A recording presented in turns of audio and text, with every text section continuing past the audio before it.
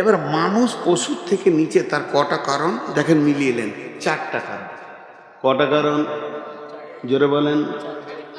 এটা জোরে হলো? ঝগড়া লাগলে এরকম বলবেন তো, হ্যাঁ?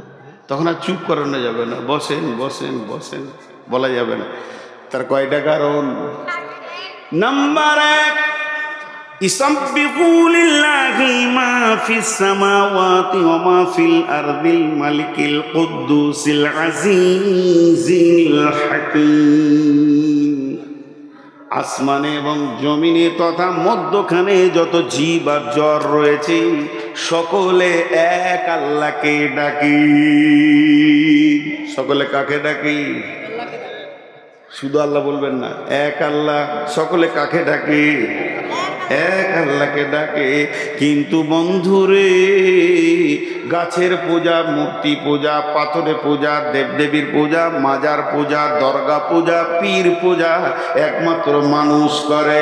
গোটা মেদের এলাকার লোক আপনারা বলতে পারবেন না আমাদের একটা গরু আছে সে মূর্তি পূজা করে, আমাদের কুকুরটা মাজারের কাছে গেছিল, শুকরটা বলতে পারবে না মূর্তির কাছে গেছে। মানুষ এত নোংরা, মানুষ এত নিচে নেমে গেছে, এক আল্লাহকে ডেকে এরা শান্তি পায় না, বিভিন্ন জায়গায় নিজেকে শেফার জন্য চলে যায়। কিন্তু জেনে নেন, মানুষ নামেই প্রাণীটাই এর পূজাকারী। আপনারা মুখ খুলেন না কে? কুকুর পাথর দেখলে কি করে? যা, কুকুর পাথর দেখলে কি করে? পেশাব করে। আর মানুষ পাথরের কি করে? পুজো করে। দাম কার বেশি? কুকুর যার মুখে মুখে সেই আবার মানুষের দেবতা শিবলিঙ্গ। কোথায় যে লিঙ্গ খুঁজে পেয়েছে বা পুজো করার জিনিস খুঁজে পেয়েছে। বন্ধুরা আমার, 2 নম্বর হলো কোরআনের আইন যা আছে এটা আল্লাহর সংবিধান, আল্লাহর আইন। এই আইনকে দিয়ে সারা পৃথিবীর সমস্ত প্রাণী চলে, কিন্তু মানুষ এমন একটা প্রাণী আল্লাহর দেওয়া আইনে চলে না। ই বলে আমি গান্ধীবাদ, ই বলে আমি মার্ক্সবাদ, ই বলে আমি অমুকবাদ, ই বলে গীতাঞ্জলি নিয়ে চলবো, দাস ক্যাপিটালকে নিয়ে চলবো। তৌহিদবাদের প্রেরণে কাউকে পাওয়া যায় না। পৃথিবীর সমস্ত প্রাণী আল্লাহর দেওয়া আইনের ওপরে চলে, কোনো রাজনীতিতে এরা মাথা ভরে না। আপনাদের মেয়েদের দা কুকুরগুলো কোন পার্টি? তৃণমূল না কংগ্রেস না সিপিএম না বিজেপি? কোনো পার্টির নয়। ছাগলগুলা কোন পার্টি করে? যখন তৃণমূলের মিছিল যায় কুকুরগুলা এমনি করে দেখে আর মনে মনে বলে তোরা তো আমাদের থেকে খারাপ বে, আমরাও তো রুচি পেয়েছি আল্লাহর জমিনে, একমাত্র আল্লাহর আইন ছাড়া কারো চলি না। নাম্বার 3, সারা পৃথিবীর যত প্রাণী আছে সকলের রুচি আল্লাহ বরাদ্দ করেছে কে কি খাবে।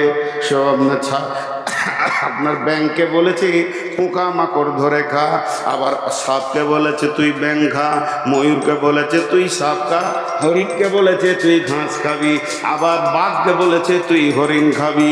এদের রুজি বরাদ্দ করা আছে। যার যা রুজি বরাদ্দ করা আছে সে তার উপরে সন্তুষ্ট আছে, কোনোদিন অসন্তুষ্ট হয় না।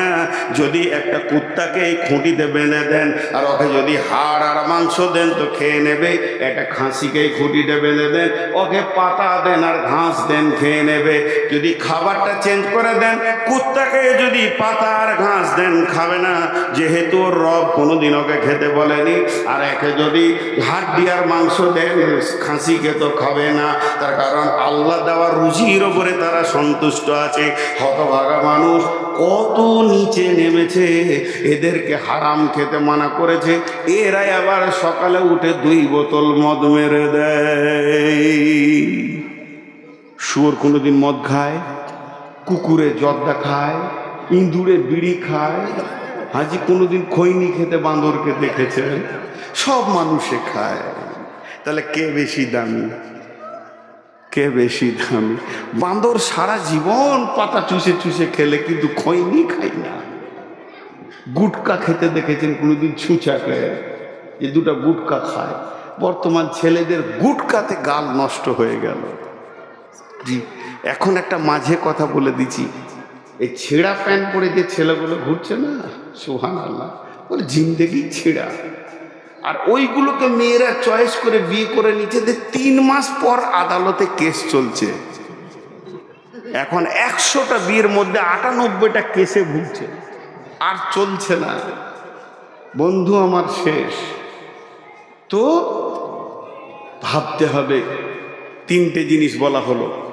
পৃথিবীর প্রাণীরা আল্লাহর আইনে চলে, আল্লাহকে সাজদা করে, আল্লাহ দেওয়া রুজির ওপরে সন্তুষ্ট।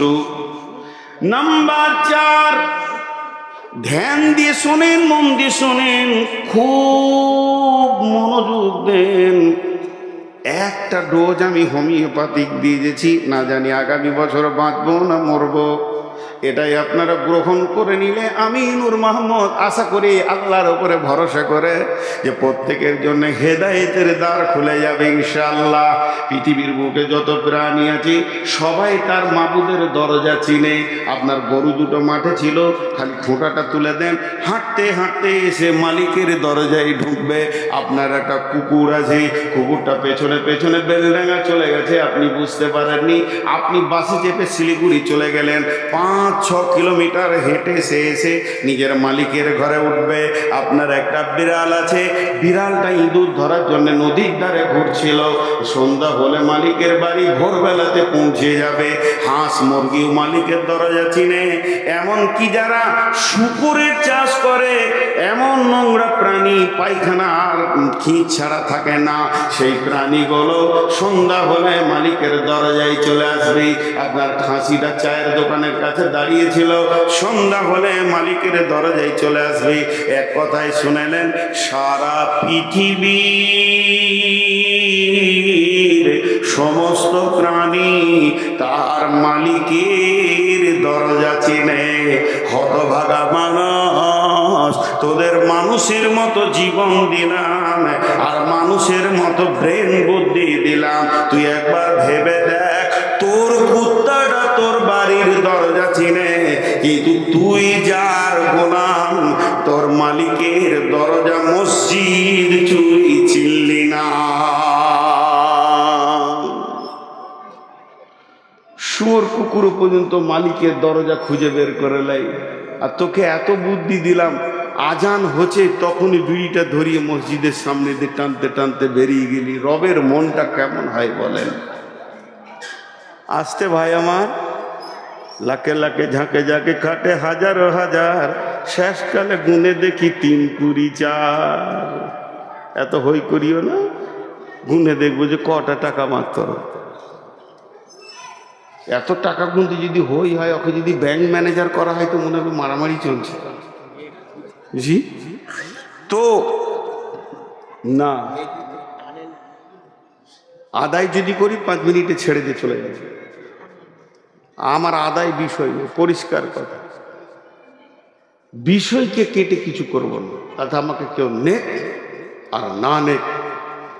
আমি 3টে কথা গুনে বলে দিচ্ছি। আমাকে যদি কেউ মনে করেন ভালো আলেম, সে ধোঁকায় আছেন, চোখটাকে ভালো করে ছিলিয়ে আসেন গা।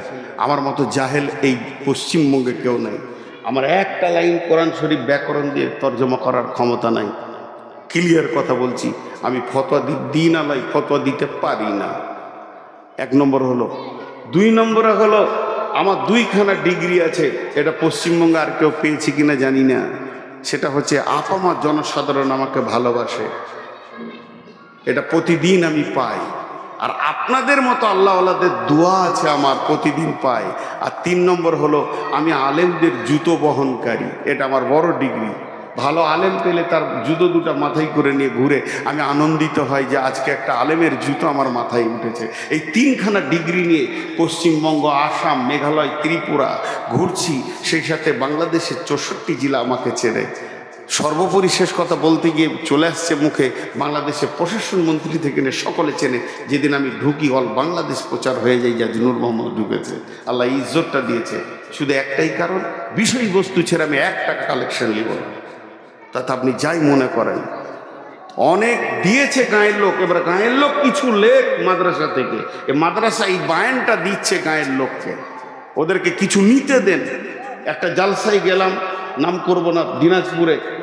9:30 থেকে 5:30টায় মাইক চালু হয়েছে, 12টায় বন্ধ হয়েছে, ক ঘন্টা চললো? 5টায় মাইক চালু হয়েছে, 12টায় বন্ধ হয়েছে, ক ঘন্টা চললো? 7 ঘন্টা। 12টা 5টা 12টা, ক ঘন্টা? 7 ঘন্টার মধ্যে খালি 1 ঘন্টা বায়ান হয়েছে কোরআন হাদিসের। আর 6 ঘন্টা 5 টাকা দিল, আল্লাহ তাকে জান্নাতে দাও, করে বলো বলো, এই কারি করো, এই কারি করো। আমি সুর করে আদায়ের পক্ষে, আমি সুর করে আদায়ের পক্ষে। এর জন্য কমিটির দোষ নাই, আল্লাহর কসম কমিটির দোষ নেই, সাধারণের দোষ। রিজিয়া দিয়েছে, ওর নামটা না বললে আর দিবে না, আর ওর দানটা যে কবুল হচ্ছে না বুঝতে পারছে। এখন যে ওসমান গনি 2.5 ঘন্টা খালি অমুক দিল, আপনারা কি পেলেন বলেন? তাতে যদি ওসমান গনি যে যোগ্যতাটা আছে, আমি ওকে চিনি, 4টা হাদিস বলে যদি তর্জমা করতো কিছু পেতেন। টাকা দিতে গেলে কি হই হুল্লোড় করতে হবে? জি, আজীব ব্যাপার এগুলো, কি প্রথা চলে এসেছে। হ্যাঁ, সুর করে আদায় করা যায়, আমি ওটা আবার একমত। যদি কথা কোরআন হাদিসের মতে বলতে হবে, সুর করে আদায় করলে ভালো। আমি তো সুর করে বায়ান করছি। একজন বলছে যে হুজুর সুর করে বায়ান করা যাবে না। আল্লাহ নিজে সুর করেছে, মাদ্দে মুত্তাসিল মাদ্দে মুনফাসিল কোরআনের মধ্যে রয়েছে, তুই আবার সুর আটকাবি কোথায়? আল্লাহ নিজে সুর করেছে, দেখগা ভেবে। রাসূলুল্লাহ সাল্লাল্লাহু আলাইহি ওয়াসাল্লাম সুর করেছে, মাদ্দে মুত্তাসিল মুনফাসিল রয়েছে, হারুফে মাদ্দা রয়েছে কিনা। বেশি পণ্ডিতি করে, সুর করে আদায় করাও যায়, সুর করে বায়ান করাও যায়। তো এখন যদি আপনারা কালেকশন করতে বলেন 5 মিনিট করবো, কিন্তু ইনশাআল্লাহ। কতদূর গিয়েছিলাম গো? আমার পানিটা খেয়েছে নাকি? বকছি আমি, পানি খেয়েছে ও, লাইলাম ওর জন্য। আহা, এরই নাম মহব্বত। বলছে আমার বইয়ের যখন সর্দি কাশি হয়, আমি তখন ওষুধ খাই। মানে ও ওষুধ খেলে যদি ভালো হয়ে যায়, খেপি এমনি কাশছে, আবার তেতো ওষুধ খাবে, কত দরদ। জি, যে কথা আমি আপনাদের সামনে এগিয়ে চলে এসেছি, টোটাল যে বক্তব্যটা আমি দিলাম এতক্ষণ পর্যন্ত, তার সারাংশ হচ্ছে মানুষ জাহান্নামে যাবে গাফলতির কারণে। জোরে বলেন, মানুষ জাহান্নামে যাবে গাফলতির কারণে। এবার একটা মজার কথা শোনাই। বিসমিল্লাহির রহমানির রহিম।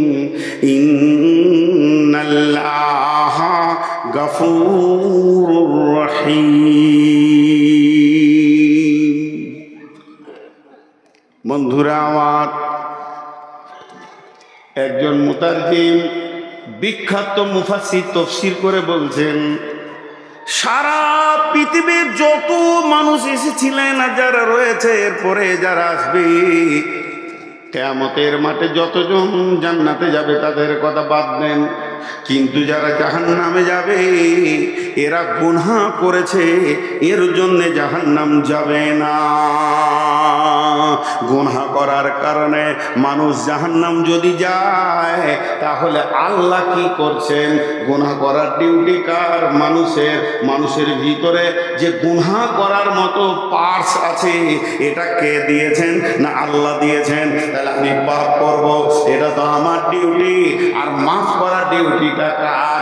মাফ করার ডিউটি হলো আল্লাহ। কিয়ামতের ময়দানে যদি আল্লাহ বলে, গোলাম নূর মোহাম্মদ তুই জাহান্নাম যা, আমি বলবো কেন? আমার রব বলবে তুই পাপ করেছিলি, তার জন্য যা। এখন আমি রবকে বলবো, মাবুদ আমি পাপ করেছি, আমার ডিউটি আমার ঠিক আছে, এখন আপনি তো মাফ করেননি, ডিউটিতে ফাঁকি কার?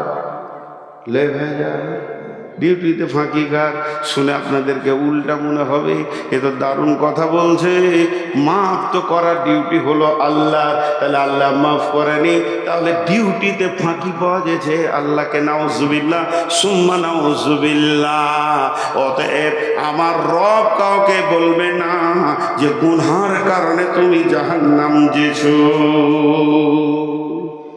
শুনে উল্টো লাগছে না? আরে হ্যাঁ না বলে না? এতগুলো লোক হ্যাঁ না বলে না? আরে পাপ করার কারণে কোনো মানুষ জাহান্নাম যাবে না, শুনে উল্টা লাগছে না? একবারে একদম চুপ গো, একবার মুখ খুলেন, উল্টা লাগছে কিনা?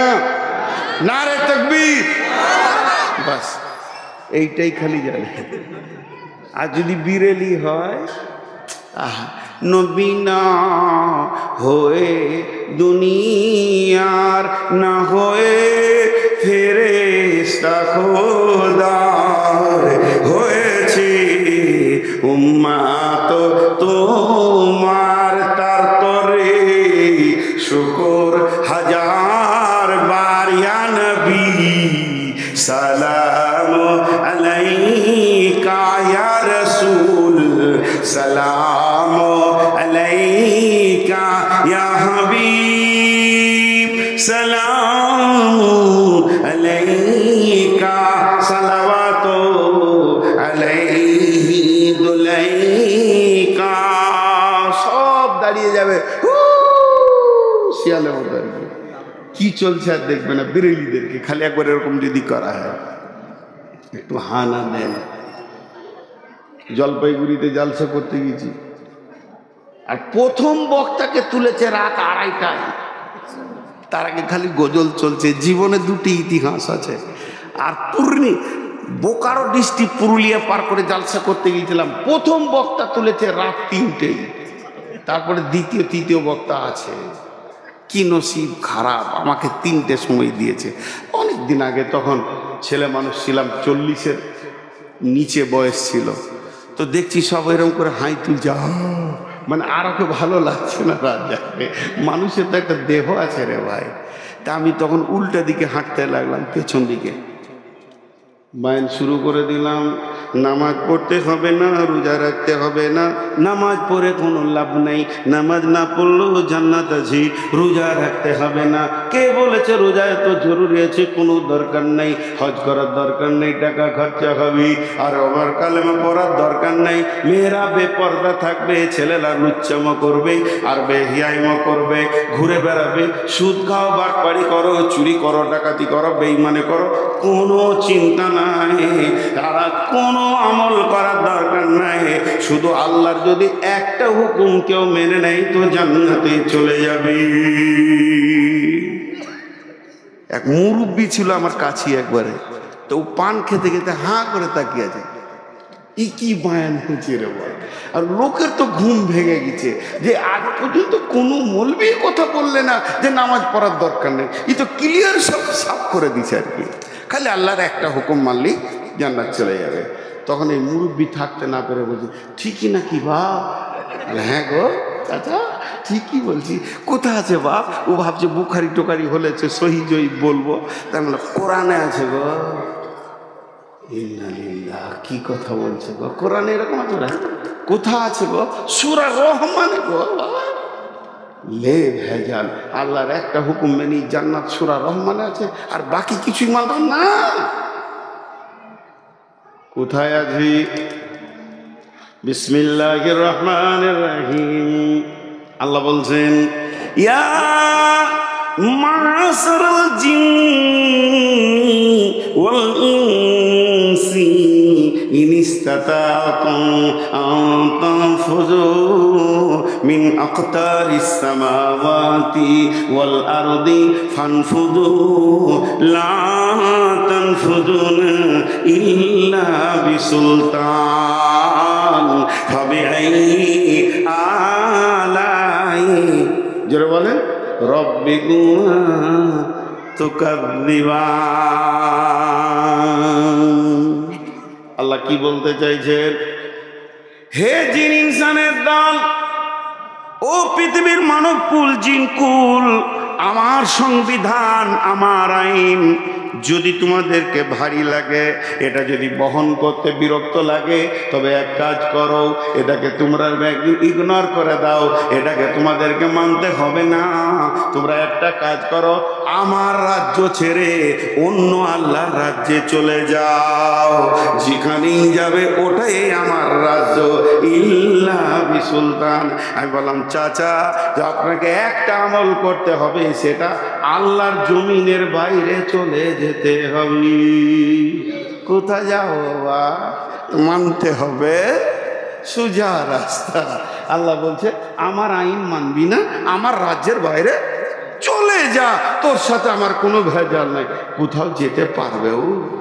দেশদ্রোহী 5টা ধরা পড়েছে, তখন ওদেরকে সুপ্রিম কোর্ট থেকে রায় দিয়েছে ইলেকট্রিক পোলে টেনে দিবালোকে মানুষের সামনে গুলি করে মারতে হবে, দেশদ্রোহী ধরা পড়েছে। মুশকিল খুব। এবার ওরা কি ধরেছে, রাষ্ট্রপতিকে প্রাণ ভিক্ষা চাইছি। রাষ্ট্রপতি বলছে 1 সপ্তাহ টাইম দিলাম, দেশের মাটির বাইরে চলে যা। 1 সপ্তাহ পর গোয়েন্দা দিয়ে দেখছে ওরা মালদা আম বাগানে পাকা পাকা আম খেছে গাছে চেপে। পুলিশ বলছে রে নাম রে শালা, তোদেরকে নিয়ে যাব। ওরা তখন বলছে রাষ্ট্রপতি বলেছে দেশের বাইরে মাটিতে থাকিস না, আমরা তো গাছে আছি ভাই, মানবে? আল্লাহ বলছে শোনো, আমার আইন মানবে না, আমার সূর্যের আলো নেবে না, আমার পাতালের পানি খাবে না, আমার জমি চাষ করবে না, আমার আলোর বাইরে তুমি চলে যাও, তোমার সাথে আমার কোনো লেনদেন নেই। আর যদি আমার সূর্যের আলো নাও, আমার অক্সিজেন যদি ব্যবহার করো, আমার মাটিকে যদি তোমরা ব্যবহার করো, তাহলে আমার প্রত্যেকটা আইনকে পুঙ্খানুপুঙ্খানু মেনে নিতে হবে। তেমনি বন্ধুরে, একটু আগে বললাম আমার রব কোনো মানুষকে গুনার কারণে জাহান্নামে দেবেন না। আর একবার বলছি, আমার রব কোনো মানুষকে গুনার কারণে জাহান্নামে দেবেন না। আমার রব কোনো মানুষকে গুনার কারণে জাহান্নামে দেবেন না। যে কারণে জাহান্নামে দেবে সেই কারণটা হচ্ছে মাপ না চাওয়ার কারণে জাহান্নাম যাবে। গুনাহ করা অপরাধ নয়, মাপ না চাওয়াটা অপরাধ। বুঝাতে পারলাম? গুনার কারণে মানুষ জাহান্নাম যাবে না, মাপ না চাওয়ার কারণে যাবে। কারণটা হচ্ছে মাপ না চাওয়া। এবার বলেন, আল্লাহ বলছেন তোমরা যখন গুনাহ করো তখন তোমাদের খুব উদ্দীপনা থাকে, কিন্তু একবার মুখে বলতে হবে আল্লাহ তুমি মাফ করো। এটা তোমরা অলসতার কারণে বলো না। তোমাদেরকে এমন গাফলতি শয়তান দিয়েছে, গুনার ব্যাপারে তুমি হিরো, মাফ চাওয়ার ব্যাপারে তুমি হয়ে গেলে জিরো। আল্লাহ কেমন মাফ করেন? ইন্নাল্লাহা গাফুরুর রহিম। একটা লোক একটাই গুনাহ, একটা লোক একটাই গুনাহ, একটা লোক একই গুনাহকে প্রতিদিন যদি 70 বারের ওপর করে থাকে, আল্লাহ 70 বার মাফ করবেন। কেন মাফ করবেন? আল্লাহ বলেছেন আমি মাফ করে দেওয়ালা, ইন্নাল্লাহা গাফুরুর রহিম। তবে প্রত্যেকটি তওবাতে ইখলাস থাকতে হবে যে আমি এই গুনাহ আর করব না, আবার হয়ে গেছে। অতএব মানুষ গুনাহ করে না, মুমিন কোনোদিন গুনাহ করে না, ঈমানদার কোনোদিন গুনাহ করে না। একটা কথা জিজ্ঞেস করব, উত্তর দেন। রোডে গাড়ি, বাস, ট্রাক, ডাম্পার এরা কি অ্যাক্সিডেন্ট করে? এতগুলো লোক কিচ্ছু বলছে না। আর ভালো লাগে, মরা রুগী কি চিকিৎসা হয় গো? মুখ খুলেন, কোনো গাড়ি অ্যাক্সিডেন্ট করে? করে না। একটাও অ্যাক্সিডেন্ট হয় না, একটাও অ্যাক্সিডেন্ট করে না। অ্যাক্সিডেন্ট হয়ে যায়। অ্যাক্সিডেন্ট করার অ্যাক্সিডেন্ট হয়ে যাওয়া আসমান জমিন পার্থক্য। কোনো ড্রাইভার বলে তুই এদিকে থাক, আমি এদিকে থাকে লাগায়। কেউ বলেছে কোনোদিন আই জানটাকে দিয়ে দিচ্ছি না। অ্যাক্সিডেন্ট করে না, অ্যাক্সিডেন্ট হয়ে যায়। মুমিন গুনাহ করে না, গুনাহ হয়ে যায়। অতএব গুনাহ মাফ আছে, 70 বার করলে আল্লাহ মাফ করবেন। যতদিন পশ্চিম দিকে সূর্য না উঠেছে গুনাহ মাফের দরজা রয়েছে বন্ধু আমার। অতএব ইন্নাল্লাহা গাফুরুর রহিম। কোনো মানুষ গুনার কারণে জাহান্নাম যাবে না, মাফ না চাওয়ার কারণে জাহান্নাম যাবে।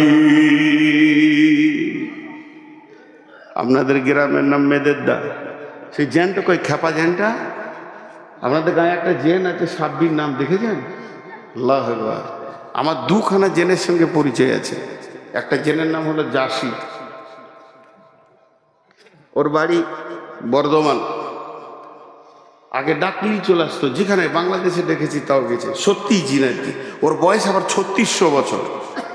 3600 বছর, 3400 বছর। তো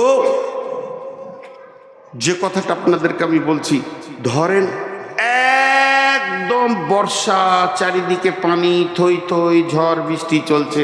এখন কোনো জালসা নাই, ওই অবস্থায় যদি আমি এলাকায় ঘুরি তো মানুষ জিজ্ঞেস করবে কি ব্যাপার। আর জালসার সিজনে যদি ঘুরি তো মানুষ জানবে যে কোথাও জালসা আছে, এ মাল ঘুরছে মানে কোথাও মাইক বাজছে, ঠিক কি না? শামসি মসজিদে উজু করছি তো একজন জিজ্ঞেস করছে জালসা করতে এসছেন? ওরা না শ্বশুর বাড়ি এসছি। কি বলবো, কিছু জায়গা দেখে প্রশ্ন করতে হয়। বর্ধমান হসপিটাল থেকে আমি নামছি, আমার স্ত্রী অপারেশন হয়েছিল গোল ব্লাডারে, আমি নামছি আর একজন সিঁড়িতে উঠছে, বলে ভালো আছেন? আজীব ব্যাপার, কি হয়েছে জিজ্ঞেস করেন। এটা কি ভালো থাকার জায়গা? হাসপাতালটা, হাসপাতালে আছি মানে ভাবতে হবে কেন, কি কারণ। তো ঠিক ধরে নেন আমি অফ সিজনে চলে এসেছি, এসেই মসজিদে উঠলাম। আর মসজিদে উঠেছি আর সাব্বির গেছে নামাজ পড়তে, বা ওর আব্বা গেছেন, ওর নানা গেছেন নামাজ পড়তে। হঠাৎ অবাক, এত বৃষ্টিতে কেন লোকটা তাল পাচ্ছে না। মাস্টার সাহেব নামাজ পড়তে হতে দেখে বর্ধমানই নয়, সবাই অবাক হলো। কিন্তু বন্ধু আমার, চারিদিকে বৃষ্টি, হোটেল টোটেল কিছু খোলা নেই, কোনো ওরকম টোটো ধরে এসে পৌঁছেছি মেয়েদের দেয়। রাত্রি তখন 10:30 বেজে গেছে, 8টা বেজে গেছে, 8:30 9টা বাজছিল। মাস্টার সাহেব বাড়ি গেলেন, বাড়িতে গিয়ে বলছে বর্ধমানই এসেছে, কিছু খাবার আছে কি? বিবিকে জিজ্ঞেস করছে, বিবি ফিস ফিস করে, কিছু তো খাবার নাই গো, 2-3 পিস মাংস পড়েছে, ডিম আছে, ডিমটাকে অমলেট করে দিই, ওনাকে ডাকেন, ভাতটাকে একটু ওভেনে মাইক্রোওভেনে গরম করে দিই। আচ্ছা ঠিক আছে, আমি একটা কিছু ব্যবস্থা করছি, আপনি ডাকেন। উনি একটা ছেলেকে পাঠালো, বাবা নূর মোহাম্মদকে ডেকে নিয়েছে, দেখো বর্ধমানি মসজিদে বসে আছি। একটা ছেলে এসে বলছে হুজুর চলেন, মাস্টার সাহেব ডাকছি, কিংবা ডাকছেন হাজি সাহেব ডাকছেন, গেলাম না। 2 নম্বর একটা ছেলে এলো, আমি গেলাম না। 3 নম্বর একজনকে পাঠালো, আমি গেলাম না। 4 নম্বর একজনকে পাঠালো, আমি গেলাম না। আমাকে কত গুরুত্ব দিচ্ছে। 5 নম্বর একটা লোককে পাঠালো, যাও ডেকে নিয়ে এসো, আমি গেলাম না। 5 বার আমি গেলাম না। যে ডেকেছে তাকে আমি একদম নেকেট করে তেরে ধুমকে তাড়িয়ে দিলাম। কিন্তু হাজি সাহেব কত ভালোবাসেন, মাস্টার সাহেব কত ভালোবাসেন, অত রাত্রিতে ওই ঝিমঝিম পানিতে ছাতাটা নিয়ে এসে মসজিদে বলছেন, ভাই সালাম আলাইকুম, আসেন, যেটুকু খাবার আপনার আমার কপালে আল্লাহ জুটিয়েছে 2 ভাইয়ে খেয়ে নেব। ঝাঁকি দিয়ে ছেড়ে দিলাম, গেলাম না। এইভাবে রাতটা চলে গেল, ক্ষুধার্ত অবস্থায় গেল। ফজরের নামাজ পড়ে আমি চায়ের দোকানে বসে বলছি, মেয়েদের দালোক বেঈমান, এদের ইমান নাই, এদের কোনো চেতনতা নাই, মেহমানের প্রতি এদের কোনো গুরুত্ব নাই। আমি সারাটা রাত না খেয়ে থাকলাম, আমার ব্যাপারে কোনো খবর নিল না। একবার মুখ খুলে বলেন, আমার দাবিটা সত্য না আমার দাবিটা মিথ্যা? বলেন, দাবিটা মিথ্যা কিনা? সবাই যদি একবার মুখ খুলেন কোনো গুনাহ হবে? হবে? জোরে বলেন, সত্য না মিথ্যা? মিথ্যা। কেন? 5 বার 6 বার ডেকে পেল না। আমার রব বলছেন, তোর কাছে আমাকে শিখতে হবে, মাফ করে ডিউটিটা আমার, তোর কাছে কি আমাকে চেতনতা নিতে হবে? আমার কি বিবেক নাই? আমার কি জ্ঞান নাই? তোর গোনা করেছিস তুই, মাফ করব আমি। তাই ফজরের সময় মসজিদ কি দিয়ে বললাম, আমার গোলামদেরকে আমার ঘরে ডেকে দে, আমি রব রেডি হয়ে গেছি তার গোনাকে মাফ করার জন্যে। তোকে আমি পাইনি, জোহরে ডেকেছি তোকে আমি পাইনি, আসরে ডেকেছি তোকে আমি পাইনি, মাগরিবে ডেকেছি তোকে আমি পাইনি। তোর অলসতা কত বেশি ছিল, ঘুমায়ে কাজা করেছি ফজর, তখনও জাগিনি, তখনও জোহর খেলায় খেলায় কেটেছে আসর, মাগরিবে আর শুনি আজান, জামাতে সামিল হও রে এসাতে, এখনো জামাতে আছে স্থান। তারপরও তোকে আমি এসাতেও ডেকে পাইনি। 5 বার মুয়াজ্জিনকে দিয়ে ডেকে তোকে আমি পেলাম না। শেষকালে আমি রব তোকে কত ভালোবাসি রে, আমার উপরে ক্লেম লাগাস না, আমি রব কত মহব্বতের। তাহাজ্জুদের টাইমে সারা বিশ্ব যখন ঘুমিয়ে গেছে, আমি রব তোর দরজায় দাঁড়িয়ে আছি আর বলেছি, গোলাম ওঠ, একবার উজু করে 2 রাকাত নামাজ পড়ে বল, রব্বানা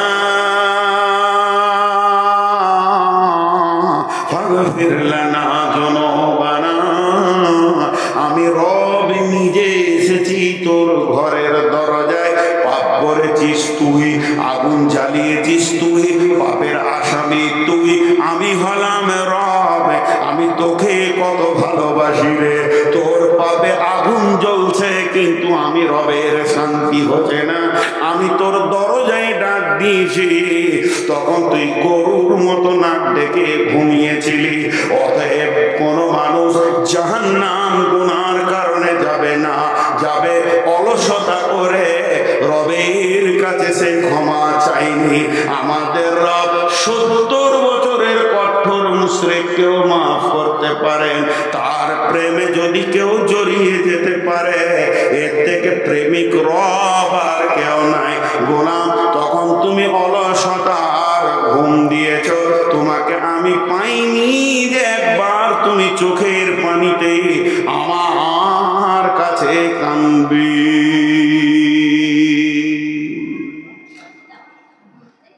বলেন, জাহান্নাম যাওয়ার কারণে আল্লাহ মাফ করেনি না মাফ নিতে পারিনি?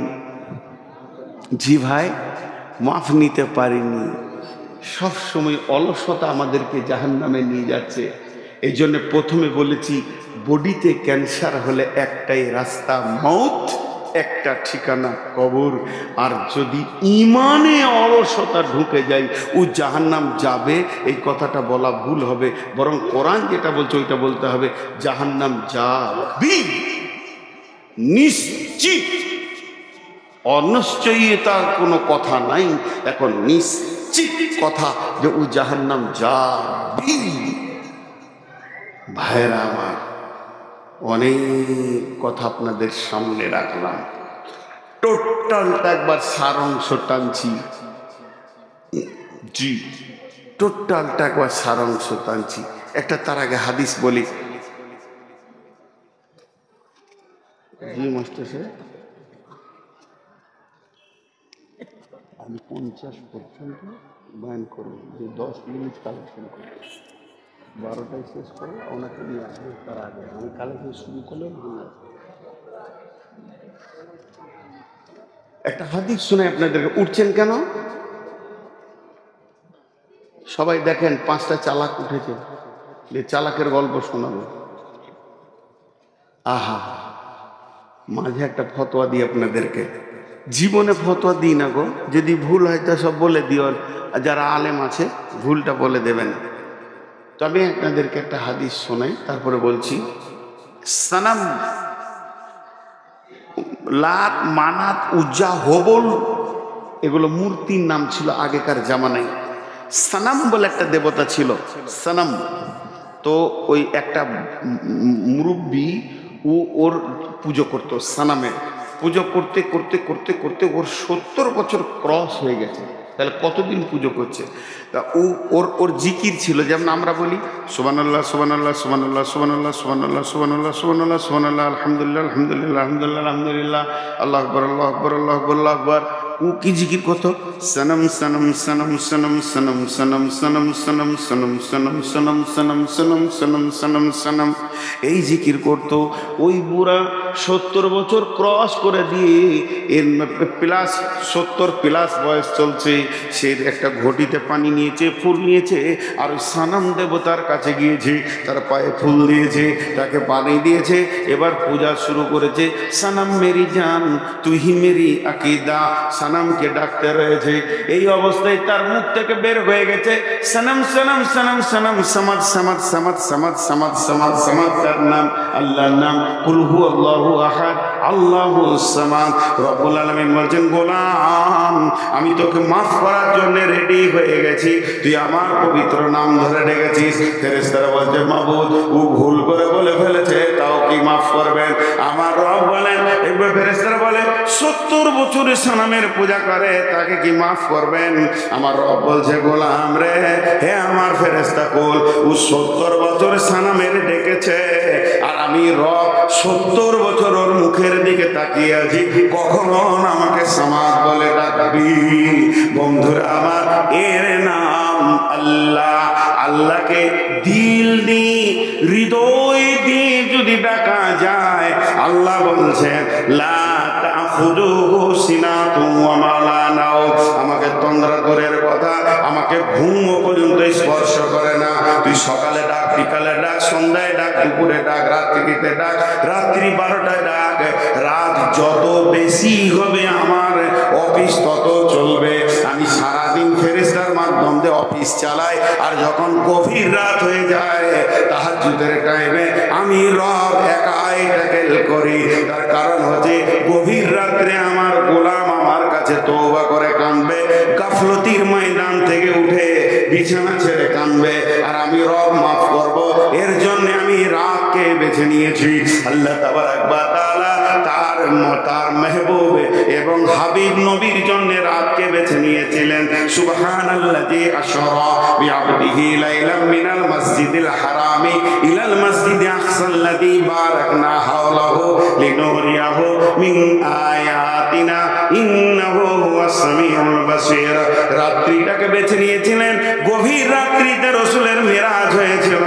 শুধু তাই নয়, আল্লাহ আমাদের জন্য বলেছেন তাতাজাফা জুনুবুহুম আনিল মাজাজি'i ইয়াদউনা রাব্বাহুম খাওফান ওয়া তামাআ ওয়া মিম্মা রাযাকনাহুম ইউনফিকুন। রাতটাকে বেছে নিতে বলেছেন। জি, এটা দুটো কবিতা শোনাই, উপন্যাসের কবিতা কবি নজরুলের। জি, যে কত প্রেম মহব্বত আল্লাহর সঙ্গে জমাতে হবে। গভীর রাতে আপনি আল্লাহকে পাবেন। আল্লাহর কত দূর নেটওয়ার্ক, মোবাইলে তো নেটওয়ার্ক নাই, আল্লাহ নেটওয়ার্ক কত দূর। আল্লাহ বলছেন বিসমিল্লাহির রহমানির রহিম, রব্বুল মাশরিকাইনি ওয়া রব্বুল মাগরিবাইন ফাবিআইয়ি আলাই রাব্বিকুমা তুকাযযিবান। আজকে এখানে ভোডাফোনে নেটওয়ার্ক নাই, জিও ভালো, জিও নাই, এয়ারটেল আছে। আর আমার রব বলছে যেখানে দুই উদীয়মান সূর্য, দুই অস্তিত্বমান সূর্য পর্যন্ত আমার নেটওয়ার্ক আছে, গোলাম রে এখানে ডাকলে আমাকে পেয়ে যাবি। শুধু তাই নয়, হযরতে ইউনূস তিনখানা অন্ধকারে ছিলেন। একটা হলো পানির অন্ধকার, তারপরে মাছের ভিতর, তারপরে পাকস্থলীর ভিতর, আর ওই মাছটা ছিল 800 মিটার পানির নিচে। সেখানে ইউনূস ডেকেছে লা ইলাহা ইল্লা আনতা সুবহানাকা ইন্নী কুনতু মিনাজ জালিমিন। ইউনূসের গাফলতি ছিল না, ইউনূসের ত্রুটি হয়ে গেছিল, একদম রেগুলার ডেকে গেছে। আর সেই আওয়াজ আরশে মহল্লা পর্যন্ত পৌঁছে গেছে। আল্লাহ বলে গোলাম রে আমি সেই রব আছি, এখনো তোরা ডাক। এবার আমার একটা মোবাইল আছে, যদি কেউ কথা শুরু করে দেয় আর একজনের কথা ওখানে ঢুকবে না বিজি। কিন্তু আমার রব আপনি ডাকেন, আপনার আব্বা মা, আপনার গোষ্ঠী, আপনার বংশ, আমার ভাই, আমার বোন, সমস্ত বাংলাওয়ালা, সমস্ত আপনার ইংরেজিওয়ালা, হিন্দিওয়ালা, উর্দুওয়ালা, আরবিওয়ালা, যত পৃথিবীর মানুষ আছে। শুধু তাই নয়, যত প্রাণী আছে, গরু ছাগল আছে, যা আছে, মাটির ভিতরে কত প্রাণী আছে, সমুদ্রের পানিতে কত প্রাণী আছে, জঙ্গলে আছে। আল্লাহ তাবারাক ওয়া তাআলা বলছে তোরা একসঙ্গে ডাকবি, আমি একসঙ্গে সকলকে সাড়া দিব। আমার ভিতরে কোনো বিজি নাই, ব্যস্ততা নাই। আমি কাউকে বলবো না এখন নয়, তোর টাইমটা পরে। যদি তাই আমি আল্লাহ সিরিয়াল দিয়ে দিতাম, তোর সিরিয়ালটা কখন পড়তো একবার ভেবে দেখ। আমার নাম রহমানুর রহিম। তোর চিনতে ভুল হয়েছে, তোর তওবা করতে ভুল হয়েছে, তোর গাফলতিতে জিন্দেগি কাটিয়ে ফেলেছিস, একবার তওবা করে আল্লাহর কাছে ফিরে আয়।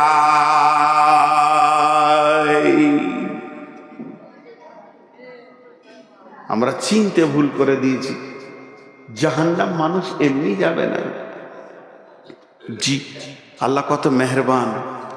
কবরের আযাব রেখেছে কেন জানেন? যাতে মানুষটা জাহান্নাম না যায়। ও যে পাপটা করেছে কবরেই মাইনাস হয়ে যায়। যার কবরে ক্লিয়ার হলো না, তো কিয়ামতের মাঠে লম্বা দাঁড়িয়ে থাক, বিচার তো আল্লাহ 1 সেকেন্ডে করে নিতে পারবে। এতদিন কেন দাঁড় করাছে? যাতে করে মানুষটা জাহান্নাম না যায়। সেখানে কিছু মাপ হবে, তারপরে পুলসেরাতে ছাড়বে। কেন এত লম্বা পুলসেরাত করলেন আল্লাহ? যাতে জাহান্নাম না চলে যায়। যাতে জাহান্নাম না চলে যায়। একটা মহিলা রান্না করছেন, এমনি করে লকড়িটা দিচ্ছে, আগুনটা জ্বলে উঠছে, এদিকে আবার সবজি রেডি করছে, আবার একবার করে ওটাকে না করে চামচ দিয়ে লাড়তে হচ্ছে, লেগে যাবে নাকি। কটা কাজ করছে? 4টা কাজ। একবার করে জাল দিচ্ছে 1 নম্বর, 2 নম্বর একবার ওই রান্নাটাকে লাড়ছে যাতে না লেগে যায়, 3 নম্বর দ্বিতীয় সবজি রেডি করছে, আর 4 নম্বর তার একটা দুধের বাচ্চা এরকম করে পাছাটা ঘাঁচতে ঘাঁচতে আগুনের দিকে চলে গেছে, এইভাবে টেনে সরাচ্ছে। তাহলে ওকে 4টা কাজ, একবার বাচ্চাটা সরায়, একবার লকড়িটা ভরে, একবার চামচটা লাড়ে, এদিকে রসুন পেঁয়াজ রেডি করে। এই অবস্থায় বিশ্ব নবী পৌঁছে গেলেন। নবীজির দিকে তাকিয়ে মহিলাটা বলছেন, তখন পর্দার আয়াত নাজিল হয়নি, নবীজিকে বলছেন, ইয়া রাসূলুল্লাহ, এটা হলো দুনিয়ার আগুন, এটা তো জাহান্নামের আগুন নয়, এর থেকে তো 70 গুণ বেশি তেজ হলো জাহান্নামের আগুন। ও দয়ার নবী গো, এটা আমার পেটের সন্তান, এটা তো আমি আমার বান্দা নয়, আমি ওর আল্লাহ নয়, তা আল্লাহর মায়া তো মায়ের থেকেও বেশি, আর আমি আমার বাচ্চাটাকে মা হয়ে কতটা ভালোবাসি যেন আমার ছেলেটা দুনিয়ার আগুনে পুড়ে না যায়, এর জন্য বারবার টেনে সরাচ্ছি। আমার রব কি তার গোলামকে কেমন করে জাহান্নামের আগুনে দেবে? ইয়া রাসূলুল্লাহ, রবের কি দিল কাঁপবে না? রব কি দিতে গিয়ে তার কষ্ট হবে না? বিশ্বনবী বললেন, ও মহিলা, আমার রব চাই না তার গোলাম জাহান্নাম চলে যায়, এর জন্যে হাজারো রাস্তা বের করেছে।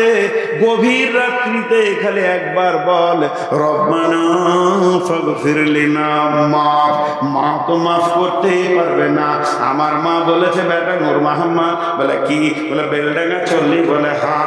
আমার জন্য কলা দই আর চিড়ে নিয়ে আসবি। আমি কাজে কাজে দৌড়তে দৌড়তে ভুলে গেছি। মা যখনই আমি বাইক নিয়ে ঘর ঢুকছি, মা বলছে, বেটা এলি নাকি বাবা? আমি তো লম্বা করে জিভ বার করছি, ভুল করে দিয়েছি, মা তো দই চিড়ের কথা বলেছিল। মায়ের কণ্ঠস্বর মনে পড়িয়ে দিয়েছি। অনেক রাত্রি হয়ে গেছে, মায়ের সামনে কান ধরে দাঁড়িয়ে গেলাম, মা আমাকে মাফ করে দেন, ক্ষমা করে দেন, আমি আপনার মালটা আনতে ভুলে গেছি, কাল সকালে ফার্স্টে এনে দিব। আমার মা এক চান্সে মাফ করতে পারবে না, এতগুলো লিস্টি দেবে। আজকে দই এনে দিলি না, রমজান মাসে তুই চিড়ে এনে দিসনি, আর একদিন ওষুধ এনে দিলি না, একদিন ডাকলাম পেছন করে চলে গেলি, তোকে আমি দুধ খাইয়েছি, তোর প্রসব যন্ত্রণা আমি যন্ত্রণা নিয়েছি, তোকে আমি পেটে 9 মাস বহন করেছি, শুধু তাই নয়, তোর পেচ্ছাপ পায়খানা 2 হাতে করে সাফ করেছি। তুই এত বড় ধৃষ্ট হয়ে গেছিস, আমার কথা শুনছিস না, এরপরে মা মাফ করবে। মা এতগুলো শোনাবে, তারপরে মাফ করবে। আমার রব কেমন, আমার আল্লাহ কেমন। 70 বছর ধরে মাতাল জোয়ারি হয়ে জীবন কাটাচ্ছি, আজকে রাত্রিতে যদি একবার বলি রব্বানা ফাগফির লানা, আল্লাহ বলবে মা কেন করেছিস? আল্লাহর শব্দ আসবে না, আল্লাহ একবারও বলবে না কেন করলি। আল্লাহ কথা দিয়েছেন তুই ক্ষমা চাইবি, আমি তোকে ক্ষমা করব, এর নাম আল্লাহ। কিন্তু হতভাগা এত অলসতাই জীবন কাটছে, একবারও ইবাদত করা তো দূরের কথা, ক্ষমা চানোর মতো সময়টা হাতে নাই। পাপ করতে ভালো লাগছে, মাপ চাইতে লজ্জা লাগছে। এরা কি সাধে জাহান্নামে যাবে? রসুল বলছেন এদের চরিত্র জাহান্নামে নিয়ে যাবে। বিধায়